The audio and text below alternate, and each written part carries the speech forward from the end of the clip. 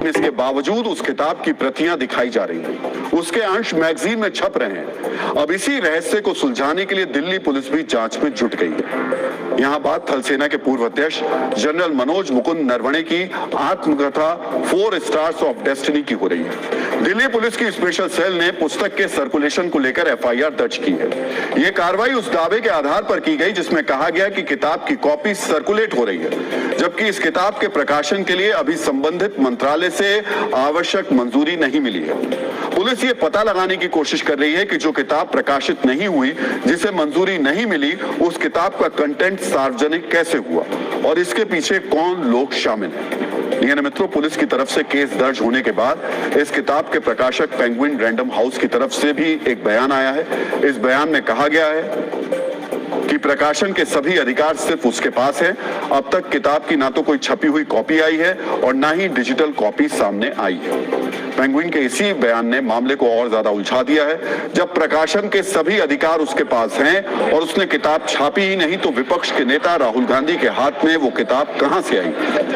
4 फरवरी को राहुल गांधी ये किताब लेकर संसद परिसर में भी आए थे। आज जब राहुल गांधी से पेंगुइन की सफाई को लेकर सवाल पूछा गया तो उन्होंने इशारों में आरोप लगाया कि पेंगुइन झूठ बोल रहा है। यह भी कहा किताब ई-कॉमर्स साइट पर उपलब्ध है। पेंगुइन कह रहा है कि किताब प्रकाशित नहीं हुई है, लेकिन किताब अमेज़न पर उपलब्ध है। जनरल नरवणे ने ट्वीट किया था कि कृपया मेरी किताब खरीदें। उन्होंने ये ट्वीट 2023 में किया था। मैं पेंगुइन की तुलना में नरवणे जी पर भरोसा करता हूँ। 23 So Naravane ji, who's the army chief? मित्रों, राहुल गांधी और कांग्रेस के दूसरे नेता जनरल नरवणे के एक पोस्ट का हवाला भी दे रहे हैं।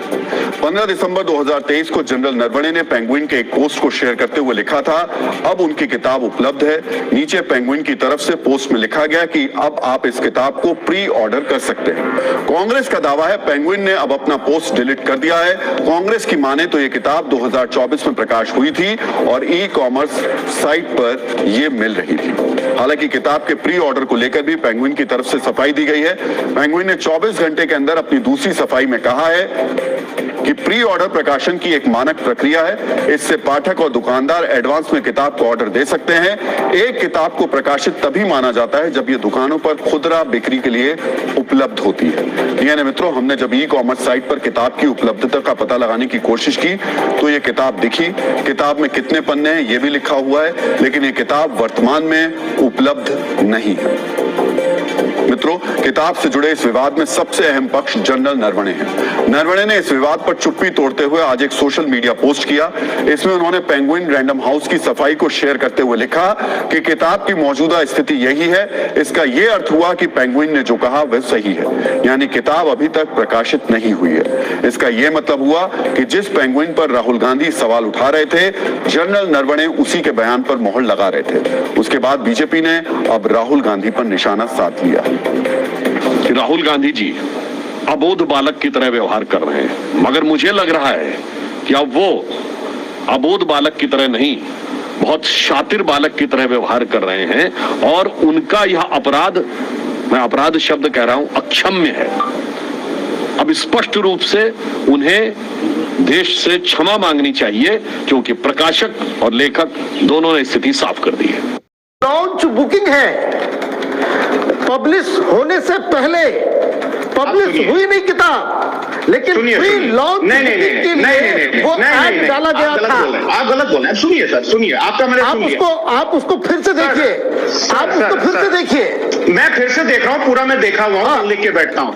देखिए, किताब पब्लिश हुई है लेकिन सर्कुलेट नहीं। हाँ, इंडिया में, लेकिन अब्रॉड ये अवेलेबल है किताब। तो भाई पब्लिश होने क्या इंडिया की बात नहीं है। सुनिए, देखिए एक बात बोलते, एक बात बताए, समय बर्बाद हो रहा है सबका। अरे तो आप बाद में बोलिए ना, मुझे बोल लेने दीजिए, फिर मुझे एक्सपोज कर दीजिएगा मनीष जी। आप क्यों इतना जल्दबाजी में? अच्छा, मेरा सारा आपने तोड़ दिया जो मैंने सोचा। बोल लीजिए। जी बोलिए। हाँ, तो क्या है? अच्छा, दूसरा पहलू ये है कि जिस चीज की राहुल गांधी जी बात कर रहे हैं, वो चीज क्या उन्होंने अपनी उस किताब में या जो मेमोयर उनका है, जो 32 पेज का कैरवान ने छापा था, क्या उसमें ये नहीं लिखा है? मेन पॉइंट ये नहीं है कि किताब राम मोहन जी को मिली कि नहीं मिली, हमको मिली कि नहीं मिली। वो पीडीएफ में पूरे देश में किताब घूम रही है, ये आपको हमको सबको पता है। नहीं सबको पॉइंट फराज किदवई ये है कि स्पीकर की रूलिंग क्या है और स्पीकर फ्लोर पर क्या अलाउ कर रहे हैं। नहीं, स्पीकर हम बता दें आपको जी, स्पीकर तो फ्लोर पर ये अलाउ कर रहे हैं कि विपक्ष की आवाज को दबाया जाए। तो अखिलेश जी को किस बात के लिए रोका आज, मुझे बताइए। सर सुनिए, नहीं पॉइंट है, मैं आपसे पूछ रहा हूँ, आपके नेता अभी भाषण देके गए, मैं उनकी तरफ से कोई इनपुट आया हो तो बताइए कि सरकार ने ये रोका था मुझे बोलने से। हमारे नेता बिल्कुल भाषण दे करके गए हैं, लेकिन ये भी सच है कि लीडर ऑफ ऑपोजिशन की आवाज इस देश की संसद में दबाई गई। पॉइंट्स पे दबाई गई कि आप जो चाहेंगे वो करेंगे। मेरा सवाल ये है, जो चाहेंगे जो रूलिंग है, रूलिंग के हिसाब से चलेगी संसद, अगर या मन करेगा तो बोलेंगे। भैया राम मोहन जी, अगर चीफ ऑफ आर्मी अपने किसी लेख में, अपनी किसी किताब में एक चीज लिख रहे हैं जिससे ये साबित होता है कि आदरणीय प्रधानमंत्री जी का सीना 56 इंच का नहीं 26 इंच का है, तो वो नहीं बोलने दिया जा रहा है। सिंपल सी बात ये है। अच्छा, अब दूसरी बात यह है कि आपने अभी ये कहा कि शुरुआत नहीं कि संसद कोई तमाशे की जगह नहीं जी, मैं आपकी बात से बिल्कुल सहमत हूं, ठीक है, लेकिन उसमें एक चीज और ऐड करिए कि अशोक अर्गल, फग्गन सिंह कुलतस्ते, महावीर भगोरा, ये सब नोटों की गड्डी लेकर के जब वेल के सामने क्यों गए थे? तब भी संसद नहीं क्यों लेके गए थे वो नोटों की गड्डी? 1 सेकंड, नहीं कार्रवाई उन पे हुई थी, लेकिन क्यों लेके गए थे? नहीं मैं कार्रवाई उन पे हुई थी, मैंने बोला कार्रवाई की गई थी उन पे कि नहीं? अरे सर वेल में गए थे, सुनिए अब। अरे मैं बोल रहा हूँ ना, नोटों की गड्डी लेके गए थे, फिर क्यों लेके गए थे ये भी बताइए, देश को अधूरा जानकारी क्यों देना? अरे 2G स्पेक्ट्रम घोटाले पर यह हंगामा चल रहा था उस टाइम। अच्छा, और तमाम कुछ। हाँ, अब आगे चलो, मैं आगे बढ़ूं। नहीं क्यों गए थे मुझे बताइए। नोटों की गड्डी लेके। कैश फॉर वोट कांड अलग था फराज किदवई जी, और कैश फॉर वोट कैश कौन दे रहा था ये भी बताइए। कोई दे रहा हो, लेकिन क्या वहां जाना सही था? नोटों की गड्डी लेकर के वेल में जाना क्या सही था? अरे मैं तो कह रहा हूँ कार्रवाई हुई थी कि नहीं हुई थी उनके ऊपर? अरे सर कार्रवाई वो गए थे कि नहीं गए थे? क्या ये सही था? जस्टिफाई कर रहे हैं, फिर वही बात कर रहे हैं साहब। कैश दे कौन रहा था उनको? कर रहा है तो आप कहेंगे नहीं ये जस्टिफाइड है। कैश कौन दे रहा था उनको? वो भी संसद के अंदर के एक नए वीडियो से एक्सपोज हो चुका है। इस वीडियो में ऐसा क्या दिखा कि बीजेपी ने राहुल प्रियंका के खिलाफ गदर काट दिया, कैसे नरेंद्र मोदी के खिलाफ बड़ी प्लानिंग धरी की धरी रह गई, आज आपको डिटेल से बताऊंगा। आपको यह भी दिखाऊंगा कि पूर्व आर्मी चीफ जनरल नरवणे की जिस किताब पर राहुल गांधी इतना बवाल काटे हुए थे, एक एफआईआर होते ही कैसे राहुल गांधी के हाथ में ना तो अब वो किताब नजर आ रही है, ना ही राहुल गांधी के तेवर वैसे दिख रहे हैं। बाजी ऐसी पलट गई कि राहुल गांधी बुक के प्रकाशन पर सफाई दे रहे हैं। पूर्व आर्मी चीफ का 3 साल पुराना ट्वीट दिखा रहे हैं, लेकिन खुद पूर्व आर्मी चीफ ने कैसे राहुल गांधी का सारा एजेंडा एक झटके में खत्म कर दिया, यह भी आपको दिखाऊंगा। इधर राहुल गांधी को एक के बाद एक झटके लग रहे हैं, उधर इंडी वालों ने लोकसभा स्पीकर को हटाने का जो दांव खेला उसमें भी उनकी फजीहत हो रही है। भाई ये लोग नोटिस तो ले आए स्पीकर को हटाने का, लेकिन उस नोटिस में राहुल गांधी के साइन क्यों नहीं थे? उस नोटिस में टीएमसी सांसदों के साइन क्यों नहीं थे? ये सब भी आपको बताऊंगा।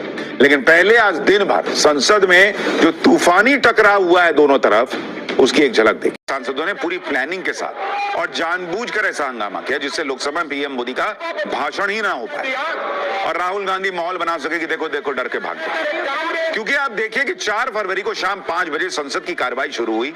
5:01 पर कांग्रेस की महिला सांसद वेल से आगे बढ़कर ट्रेजरी बेंच, जहां सत्ता पक्ष के लोग बैठते हैं, वहां पहुंच गई 1 मिनट के अंदर। अगर ये सब कुछ प्लान नहीं था तो बताइए इन महिला सांसदों ने खुद ही इसकी प्लानिंग कैसे कर ली और इसके पीछे मतलब उठे और सीधा 1 मिनट में वहां आ गई। पोस्टर कब छप गया भाई? कांग्रेस की महिला सांसद उस रास्ते में खड़ी हो गई जहां से पीएम मोदी को आना था। आपको देखिए 2 तस्वीरें दिखा रहा हूं, वही गली आ रहा है जहां से पीएम आते हैं, पूरा रास्ता छेक के पीएम का खड़ी हो गई। कहां से आएंगे वो? उस कुर्सी को ही ये लोग घेर लिए जहां पीएम को बैठना होता।